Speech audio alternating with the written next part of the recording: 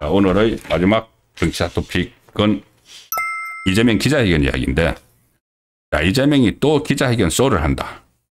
꼭 따져야 할 세 가지가 있다. 저는 제가 청와대 그 국회 정치부 기자를 한 35년을 했고, 그중에 한 10년 정도는 청와대 출입을 했기 때문에 이 대통령의 기자회견 뭐 이런 이야기가 나올 때마다 저는 할 말이 굉장히 많습니다. 사실 저는 윤석열 정부 초기에 도어 스태핑을 했죠. 도어 스태핑을 했을 때 저는 막 가슴이 뛰었습니다. 보통 이 청와대 출입 기자라고 해도 대통령과 이렇게 만나서 이야기할 기회가 거의 없습니다. 풀 기자라고 해서 이제 청와대 출입 기자가 제가 출입할 때 처음에 80명이었다가 나중에 300명까지 늘었는데, 기자들이 전부 다 같이 취재를 할 수가 없으니까 풀단을 구성을 해서 몇몇 기자들이 돌아가면서 이렇게 조를 짜서 가서 취재를 해서 기자실에 릴리스 해주죠.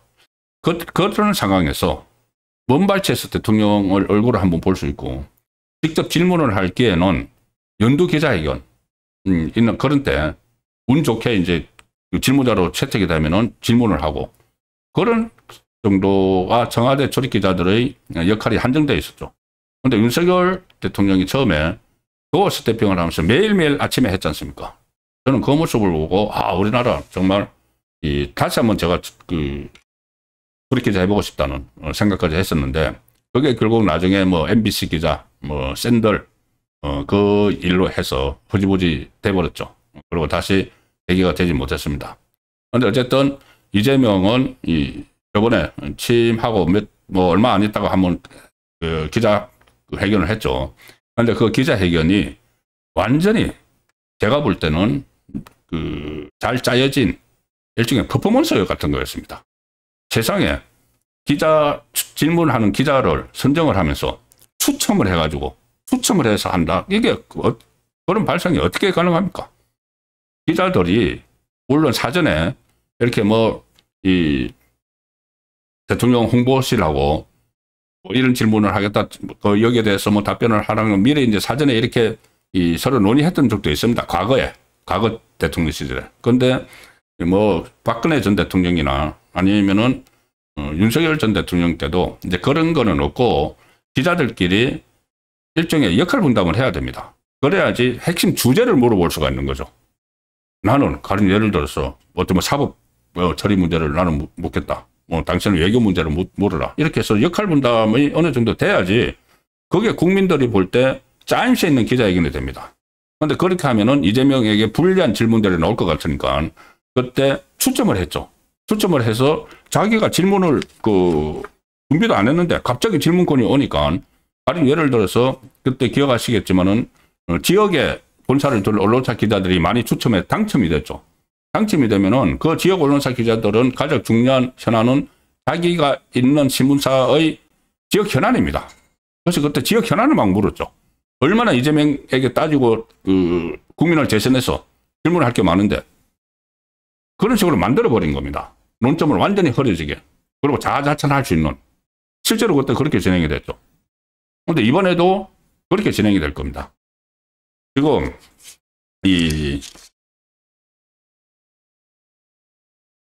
오늘 100일 취임 100일 맞아서 기자회견을 하겠다. 이렇게 이규현 홍보소통수석이라는 사람이 브리핑을 했습니다.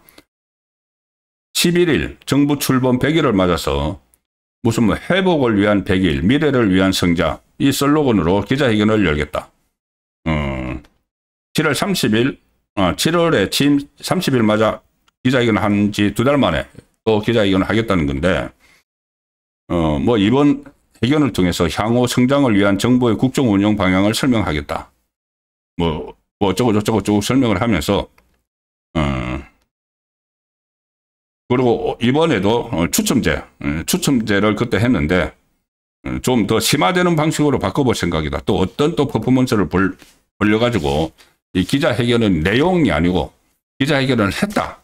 그리고 그 과정에서 교묘하게 논점을 다 흐려가지고 자아자찬을 하는 그런 그 자료를 또 한번 만들어 보겠다는 겁니다. 이게 또 갑자기 이제 100일 되면 뭐 할 수야 있지만은 이건 또 기자회견을 하면서 노리는 것이 있죠. 지금 이재명의 지지율입니다. 이재명 지지율이 뭐 한미 회담이 끝나고 나서 조금 올라갔다고 이렇게 일부 언론에서 일부 그 여론조사 기관에서 나왔지만은 다시 원위치 되고 있고 다시 이 하락세로 다시 돌아섰습니다.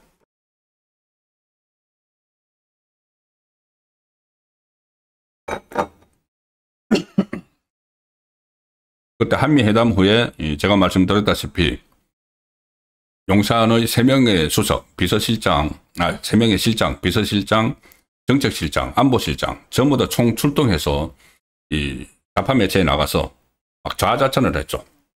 뭐 한미회담이 뭐 잘 됐다고 이렇게 자아자찬을 하면서 그 덕분인지 죄송합니다. 이 지지율이 반짝 한 1, 2% 상승을 했는데 어제 오늘 발표되는 여론조사 결과를 보면은 다시 하향세로 다시 들어갔습니다.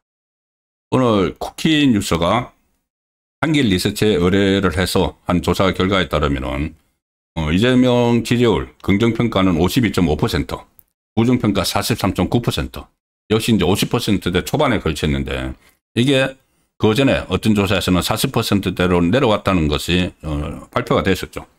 그런데 55.5% 이게 7월 조사에 비해서 한 달 만에 9.4%포인트가 하락을 한 겁니다. 그리고 부정평가는 43.9인데 이거는 12.3%포인트가 상승을 했죠. 그것이 제가 한번 말씀드린 대로 약간 한미 회담 이후에 이 좌파 진영에서 대대적으로 포장을 해서 벌써 성공을 했다고. 그러니까 트럼프가 화를 안 냈다고. 트럼프가 화를 내고 있는데 그것을 잘 무마했다고. 이게 최대의 회담 성과다. 이런 식으로 지금 포장을 해서 약간 반등하는 기미가 보이지만 지금 원위치로 다 돌아갔다. 그래서 일주일에 2%씩 떨어지는 그 추세가 다시 시작이 됐습니다. 이것은 쿠키뉴스 한길 리서치 조사를 말씀드린 것이고 펜앤마이크 여기 보면은 펜앤마이크가 여론조사 공정에게 의뢰해서 한 것을 보면 여기도 비슷합니다. 긍정평가 52.2, 부정평가 44.3. 자, 여기도 어느 때는 이제 데드 크로스가 됐다는 것도 있죠. 부정평가가 더 많아졌다는 거.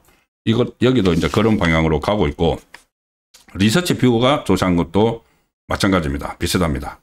긍정평가 53.1. 이거는 한 달 사이에 6.3%포인트 하락. 부정평가 43.9. 이것은 한 달 사이에 7.2%포인트 상승. 자, 이런 그 상황이 계속되고 있으니까, 또, 이것을 어떻게 여론을 한번 흔들기 위해서, 기자회견을 하면서, 기자회견 그렇다고 제대로 진행을 하면은, 여태까지 해왔던, 제가 이제 청와대 출입할 때의 방식, 기자들끼리는 어느 정도 조율을 해야 됩니다. 그래야지 중구난방이 안 되고, 핵심을 짚을 수가 있죠. 기자들끼리, 그 간사들끼리 모여서 이야기를 하면서, 그러면 핵심을 짚는 거는 간단합니다.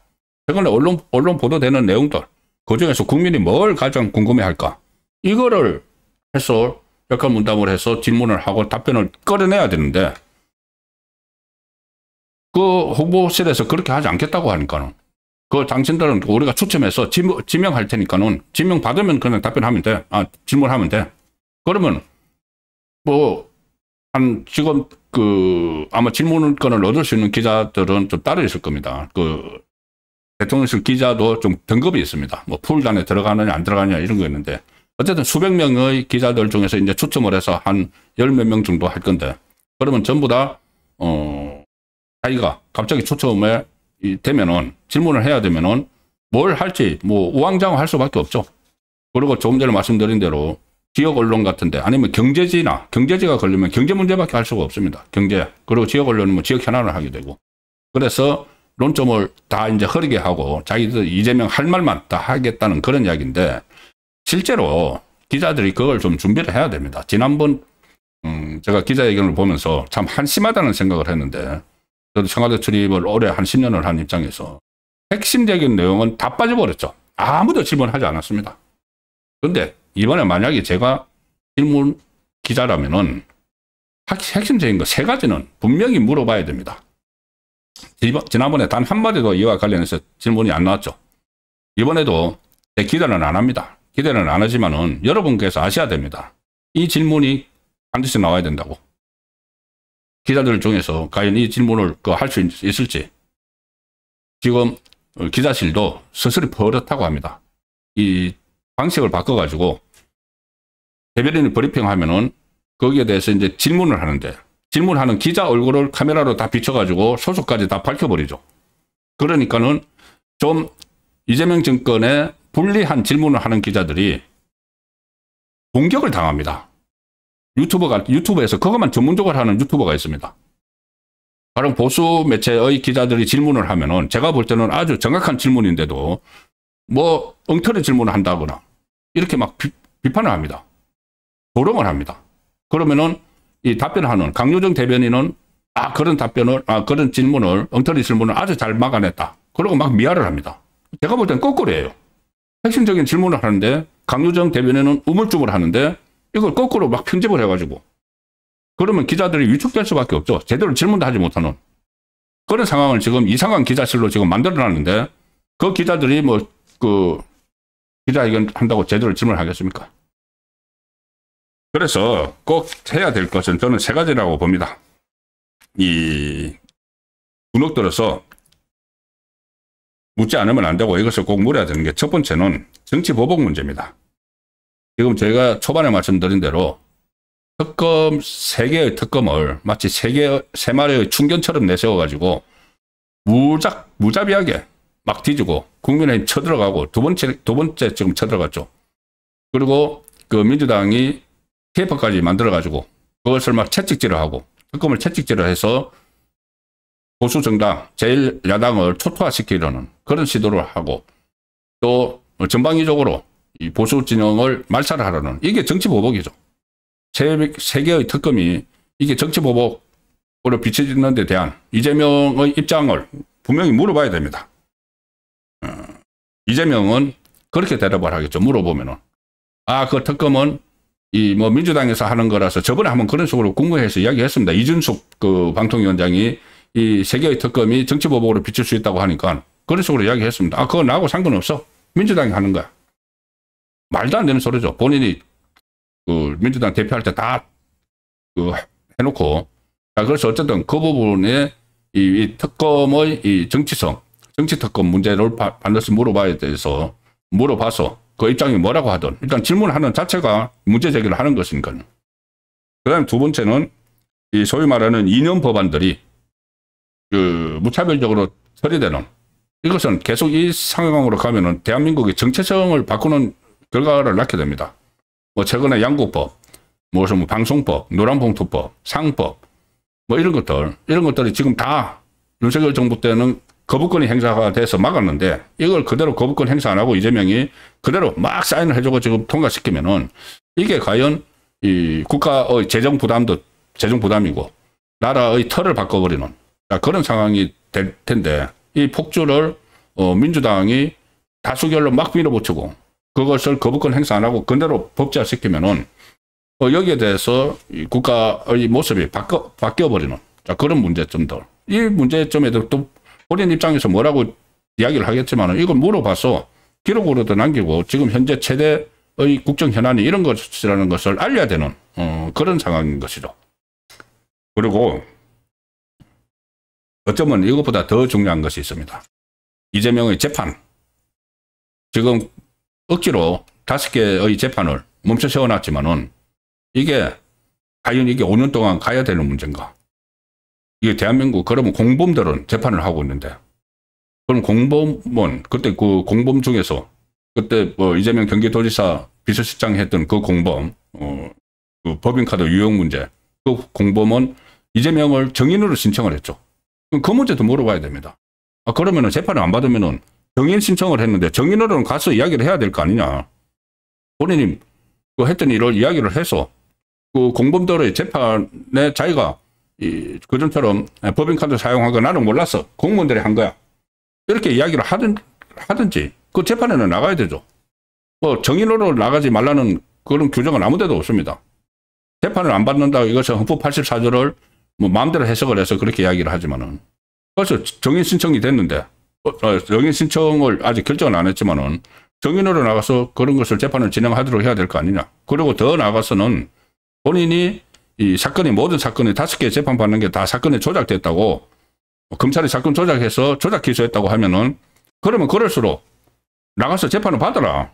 재판을 받아서 사건이 조작됐다는 것을 국민에게 알려야 된다. 그럼 재판을 받아야죠.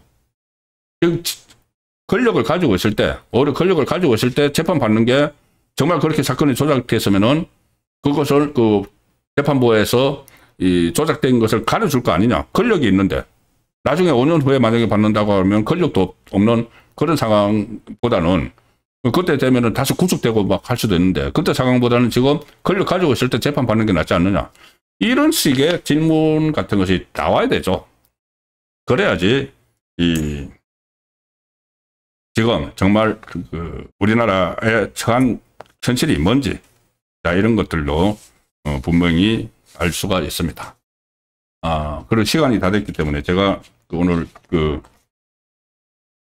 썸네일에 적어드린 이재명 외환죄 수사 착수, 이게 무슨 이야기냐면은 이재명 서민민생대책위원회 단체가 있습니다. 시민사회단체인데 거기에서 이재명을 고발을 한 게 있습니다. 뭐냐면은 외환죄 등 혐의로 고발을 했는데 그 외환죄가 이 800만 달러 북한에 돈 준 거죠. 800만 달러 대북 불법 송금 사건은 2006년, 2013년, 13년의 유엔 안보리 대북 제재 결의를 정면으로 위반한 국제법 위반이다. 그리고 국내 형법 제99조 일반 이적죄에도 해당한다.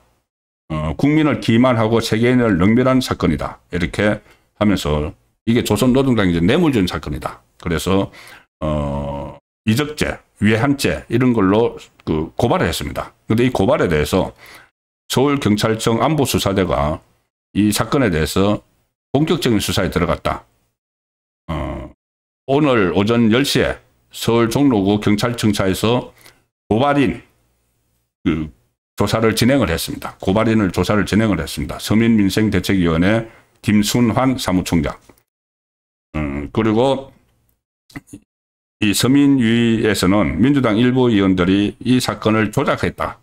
이렇게 막 몰아가고 있는 데 대해서 이것은 국내 혼란을 넘어서 국제사회에도 심각한 불신을 초래할 수 있다. 왜냐하면 이게 대북 송금 사건이고 이것은 유엔의 대북 제재를 위반을 하는 그런 사건이죠. 이 문제는 계속 문제 제기가 됐습니다. 그런데 지금 시민사회단체에서 이것을 고발을 한 것이죠. 그리고 이재명이 조만간 또 미국 가서 유엔에서 의장을 한다는데 돌아가는 겁니다. 안보리 의장국으로서 연설을 한다는데 유엔 제재 위반 의혹을 받는 당사자가 그런 연설에 나서는 것은 회원국 전체를 모독하는 행위고 대한민국의 명예를 심각하게 훼손하는 일이다. 북한, 중국, 러시아가 한국도 제재를 어겼다는 명분을 내세워서 대북 제재 체제를 약화시킬 수 있다. 이런 이제 문제점들을 제기를 했고 그래서 고발을 했고 오늘 서울경찰청이 고발인 조사를 한 겁니다. 물론 이것이 본격적으로 이재명에 대한 수사에 착수를 했다. 이렇게 이제 제목을 붙이기는 좀 무리가 있죠. 아무래도 검찰보다 더 눈치를 보는 집단이니까. 어쨌든 고발인 조사를 하기는 했어도 이재명이까지 수사를 할 것이냐. 이재명이 지금 불소추 토건 이야기를 하지만은 그것을 수사는 수사는 할 수가 있습니다.